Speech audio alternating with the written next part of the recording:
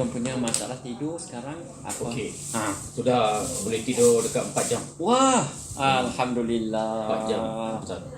Memang boleh tidur. Wah, tak syukur. payah sampai pagi boleh tidur. Oh, 4 jam sudah cukup dah. 4 jam boleh tidur. Tapi dia mula-mula 2 jam, lepas tu 3, sekarang kurang 4 jam. 4 jam.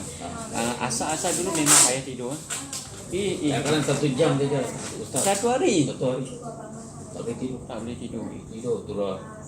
Kadang tidur pukul 1, 2.30 sudah Ini bangun. saraf sudah okey? Dah saraf okey? Hati pun lebih tenang? Boleh tenang. Hari ni lagi tenang dia. Bila tengok ini ya, tenang. Wah, yes, alhamdulillah. Dengar yang tu Ya. dialisis saja. Oh. Dengar saja macam-macam surah dalam kepala surah jalan. Rumah dia habis kena jual kapal macam-macam tu. Ustaz. Yalah. Nasib baik adik saya punya anak. Itu ada satu orang isteri dia dialisis. Dia cakap sakit ini sangat mahal. Mahal sungguh lah. Sebulan 4,000 lebih. Pencen baru 1,000. Lagi mau jaga mak bapa lagi. Dialisis. Oh. Tapi sekarang ni pusat dialisis banyak sangat. Mereka sudah standby. Mereka standby ya. Macam ni manusia pun ada Ustaz. Itulah. Lepas tu yang paling sedih baru ni, ada seorang suami tu dia menangis ni. Dia kata, Ustaz, saya pun tak tahulah doktor hak buat dialisis ni. Saya makan madu Ustaz 2 minggu, isteri saya sudah boleh kencing banyak. Macam biasa. Bila pergi ke temu janji dialisis, dia sudah cakap dengan doktor. Doktor sudah bagi satu ubat untuk berhentikan kencing. Dia kata, pasal apa? Berhenti dah kencing baguslah. Normal balik. Nanti doktor tu kata nanti habis, nanti vitamin akan keluar. Dia nangis ni. Dia apa yang dia katalah, dia kata mungkin doktor ni nak saya jadi pelanggan dia seumur hidup kot.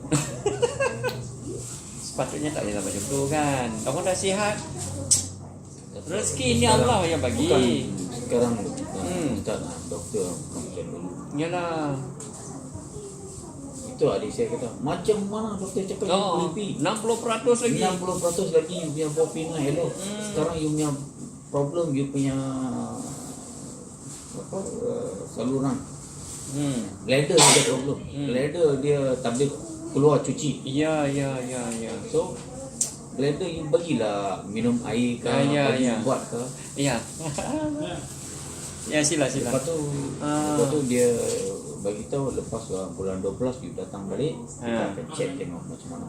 Ni macam ni tak boleh. Saya pun nak ambil ustaz, saya balik jumpa dengan tu Sing Cina kan. Ya. Tapi tunjuk dia kata masalah juga tak apa. Masalah ni bungkus simpan. Dia kata macam ustaz pun tengok simpan dulu. Kita cerita ini kan. Lepas tu dia kata Melayu masih kuat lagi. Kita cek dia weak sikit saja tak apa. Saya kasih ubat ini 1 hari minum 2 kali. Lepas tu biar dia bladder tu cuci. Ya. So lepas tu minggu lepas saya pergi cek kan, dia kata buat dengan you memang sudah okey elok.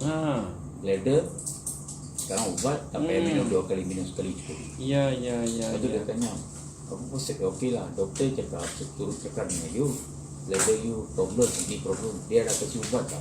Dia tak apa pun dia tak kasih sama dia. Bagi sakit saja abang. Saya kata doktor tak bagi apa, dia kata suruh saya tunggu pergi bulan 12. Dia kata saya tak ambil ubat apa, pergi 12 memang lingkup kan saya. Itu saya cakap dengan Tu bladder sudah hampir normal 40. Sikit lagi sudah normal. Bulan lepas saya ingat semua okey. Yalah, hati pun sudah senang. Senang. Tidur pun sudah nyenyak.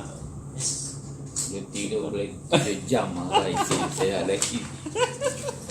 Okey, terima kasih. Selamat dapat jumpa tuan. Atau boleh ambil gambar dulu dan hari ini.